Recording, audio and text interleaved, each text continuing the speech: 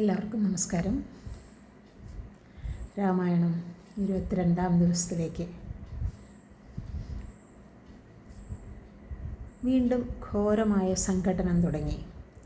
രഘുകുല തിലകനായ രാമൻ തറയിലും രാക്ഷസവംശ തിലകനായ രാവണൻ രാജകീയമായ സ്വർണ്ണത്തേരിൽ നിന്നുമായിരുന്നു ആ മഹാരണം.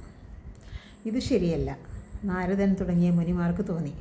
അത് കേട്ടതും ഇന്ദ്രൻ സ്വന്തം രഥത്തെയും കൊണ്ട് രാമന് വേണ്ട സഹായം ചെയ്യാൻ സാരഥിയായ മാതലിയെ ഭൂമിയിലേക്ക് അയച്ചു. തന്നോട് തുല്യനായ രാഘവനെ രാവണൻ വിസ്മയത്തോடு നോക്കി നിന്നു. രാക്ഷസരാജൻ ക്രൂരമായ നാഗാസ്ത്രം പ്രയോഗിച്ചു. രാമൻ ഗരുഡാസ്ത്രം കൊണ്ട് അതിനെ തടുത്തു. രാവണൻ്റെ സാരഥിക്കും കുതിരകൾക്കും സാരമായ മുറിവേറ്റു. രഘുവരനും തളർച്ച പറ്റി. അത് കണ്ട് വിഭീഷണൻ ആശങ്കാകുലനായി. രാവണൻ ശൂലം പ്രയോഗിച്ചപ്പോൾ രാമൻ ശക്തിയെറിഞ്ഞു. രാവണൻ്റെ ശൂലം തുണ്ടങ്ങളായി. കുതിരകൾ വീണു. ദശാനനൻ്റെ സാരഥി ഒട്ടൊന്ന് പിൻവാങ്ങി തേർ ഒഴിച്ചു നിർത്തി. ആലസ്യം തീർത്ത് ലങ്കേശ്വരൻ സാരഥിയോട് കയർത്തു. എന്തേ നീ എൻ്റെ തേര് പിന്തിരിക്കാൻ? ഞാൻ അത്രയും ദുർബലനാണോ? നീ രാമൻ്റെ സഹായിയാണ്, എൻ്റെ സൂതനല്ല. ഉടനെ സൂതൻ ആദരപൂർവ്വം തിരുത്തി. രാമനോട് സ്നേഹമോ അവിടുത്തോട് ദേഷ്യമോ എനിക്കില്ല. ഞാൻ എൻ്റെ ധർമ്മമാണ് ചെയ്തത്. മഹാരഥന്മാരുടെ പാരവശ്യവും കുതിരകളുടെ തളർച്ചയും ഒരു സാരഥി കണ്ടറിയണം, വേണ്ടത് ചെയ്യണം. രാക്ഷസരാജൻ്റെ മനസ്സു തെളിഞ്ഞു. കൂടുതൽ ഉത്സാഹത്തോടെ വീണ്ടും പടക്കളത്തിലേക്ക് കുതിച്ചു. രാമനും രാവണനും ക്രോധം മുഴുത്ത് പോരടിക്കുന്ന നേരം എങ്ങനെയെന്നറിഞ്ഞുകൂടാ അഗസ്ത്യ മഹർഷി രാഘവൻ്റെ തേരിൽ വന്നു നിന്നു.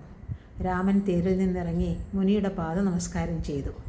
ഞാനിപ്പോൾ വന്നിരിക്കുന്നത് നിനക്ക് അഭ്യുദയം വരുത്താനാണ്.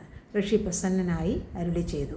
ശത്രുനാശം വരുത്താനും ആയുസ്സും സൽകീർത്തിയും വർദ്ധിക്കാനും നീ ഭക്തിപൂർവം ആദിത്യഹൃദയ മന്ത്രം ജപിക്കണം. തുടർന്ന് ആ മന്ത്രത്തിൻ്റെ മഹത്വം മഹർഷി വർണ്ണിച്ചു. മന്ത്രവും രാമൻ ഉപദേശിച്ചു. മന്ത്രം നമുക്കെല്ലാം ചൊല്ലാൻ പറ്റുന്നതാണ്.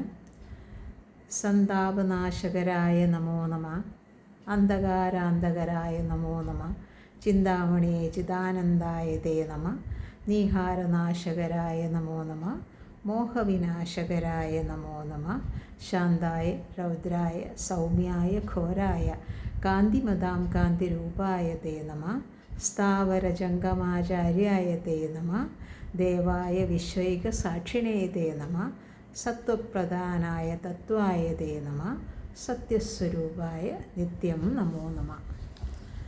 ഇത് ദിവസേന ചൊല്ലുന്നത് വളരെ നല്ലതാണ്. തുടർന്നുണ്ടായ രാമരാവണ യുദ്ധം ഇതുവരെ ആരും കാണാത്ത അത്ര ഭീകരമായിരുന്നു. കാറ്റടങ്ങി, സൂര്യൻ മറഞ്ഞു, ഭൂമി വിറകൊണ്ടു, ത്രൈലോക്യവാസികൾ ഭീതി പൂണ്ടു. രണ്ടു സമുദ്രങ്ങൾ തമ്മിൽ പോരടിക്കുന്നത് പോലെ, ആകാശവും ആകാശവും തമ്മിൽ ഏറ്റുമുട്ടുന്നത് പോലെ രാക്ഷസേശ്വരൻ്റെ തല ഒന്നൊന്നായി അറുത്തപ്പോഴും പുതിയതൊന്ന് ആ സ്ഥാനത്ത് പൊന്തി വരുന്നത് കണ്ട് രാഘവൻ അമ്പരന്നു. 7 ദിവസം മുഴുവൻ അവർ നിന്ന് പൊരുതി. മാതലി രാമൻ്റെ കാതിൽ ആദരപൂർവ്വം പറഞ്ഞു, ഇനി വൈകിക്കേണ്ട. മുൻപ് അഗസ്ത്യ മഹർഷി നൽകിയ ബാണം കൊണ്ട് ദശാസനെ കൊല്ലുക. അത് ബ്രഹ്മാസ്ത്രമാണ്.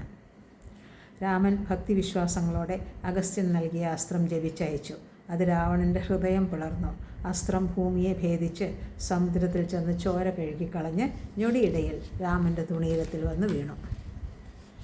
വലിയൊരു മരം കടപുഴകി വീഴുന്നത് പോലെ രാവണൻ തേരിൽ നിന്നും മറിഞ്ഞു വീണു. താപസന്മാർ ജയ ജയ ശബ്ദം മുഴക്കി. 3 ലോകങ്ങളും തെളിഞ്ഞു. മന്ദമാരുതൻ വീശി. സൂര്യനും തെളിഞ്ഞുയർന്നു. ലങ്കാനഗരി ഉറക്ക മുറവിളി കൂട്ടി. താഴെ വീണുകിടക്കുന്ന ജ്യേഷ്ഠൻ്റെ സമീപത്ത് ചെന്നിരുന്ന വിഭീഷണൻ ദുഃഖാർത്തനായി വിലപിച്ചു. രാമൻ വിഭീഷണനെ ആശ്വസിപ്പിച്ചു. എന്നോട് നേരെ നിന്ന് പൊരുതി വീരസ്വർഗം പ്രാപിച്ച ജ്യേഷ്ഠനെ ചൊല്ലി നീ ദുഃഖിക്കരുത്. ലങ്കാധിപൻ്റെ മാറിൽ വീണ് മണ്ഡോദരിയും അതിദീനം വിലപിച്ചു. രാവണൻ്റെ സംസ്കാരകർമ്മം യഥാവിധി നടത്താൻ രാമൻ വിഭീഷണന് നിർദ്ദേശം നൽകി. കുറ്റബോധത്തോടെ വിഭീഷണൻ കരഞ്ഞു. രാവണനോട് ഏറ്റവും വലിയ തെറ്റ് ചെയ്തവനാണ് താൻ. ആ നിലയ്ക്ക് അദ്ദേഹത്തിൻ്റെ സംസ്കാരകർമ്മങ്ങൾ ചെയ്യാൻ താൻ യോഗ്യനല്ല. രാമൻ വിഭീഷണനെ അരികിൽ ചേർത്ത് നിർത്തി ആശ്വസിപ്പിച്ചു. എല്ലാ വൈരവും മരണത്തോടെ അവസാനിക്കുന്നു. നിനക്കൊരു ദോഷവുമില്ല. ജ്യേഷ്ഠൻ്റെ ശേഷക്രിയകൾ വഴി പോലെ ചെയ്യുക. ചന്ദനമുട്ടികൾ കൊണ്ട് ചിത കൂട്ടി വിശിഷ്ടമായ വസ്ത്രങ്ങളാലും ആഭരണങ്ങളാലും പുഷ്പഹാരങ്ങളാലും ദേഹം അലങ്കരിച്ച് വാദ്യഘോഷങ്ങൾ മുഴക്കി മുനിമാരുടെ സാന്നിധ്യത്തിൽ മന്ത്രോച്ചാരണങ്ങളോടെ രാവണൻ്റെ ദേഹം അഗ്നിയിൽ അർപ്പിച്ചു. വിഭീഷണൻ ജ്യേഷ്ഠനായി ഉദകക്രിയകൾ ചെയ്തു. മാതരി രഘുനാഥനെ വന്ദിച്ച് ഇന്ദ്രലോകത്തിലേക്ക് മടങ്ങി. ലങ്കാരാജ്യത്തിൻ്റെ അധിപനായി വിഭീഷണനെ അഭിഷേകം ചെയ്യുക എന്ന് രാമൻ ലക്ഷ്മണന് നിർദ്ദേശം നൽകി. ശേഷിച്ച രാക്ഷസന്മാരും വാനരന്മാരും വേണ്ട ഒരുക്കങ്ങൾ ചെയ്തു. ഭൂമിയും സൂര്യചന്ദ്രന്മാരും രാമകഥയുള്ള നാൾ വരെ ലങ്കേശനായി വാഴുക എന്ന് താപസന്മാർ അനുഗ്രഹിച്ചു. ലങ്കാനിവാസികൾ തനിക്കായി അർപ്പിച്ച കാഴ്ചദ്രവ്യങ്ങളെല്ലാം വിഭീഷണൻ രാമപാദങ്ങളിൽ സമർപ്പിച്ചു. വിഭീഷണനെ സന്തോഷിപ്പിക്കാനായി മാത്രം എല്ലാം താൻ സ്വീകരിച്ചതായി രാമൻ ഭാവിച്ചു.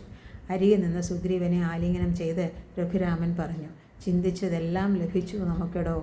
നിന്റെ സഹായം കൊണ്ട് മാത്രമാണ് ഞാൻ രാവണനെ വധിച്ചത്. നിശ്ചയം. രാവണനെ വധിച്ചാൽ മാത്രം പോരല്ലോ, ഇനി സീതയെ കൂട്ടണ്ടേ. അത് പിന്നീട്.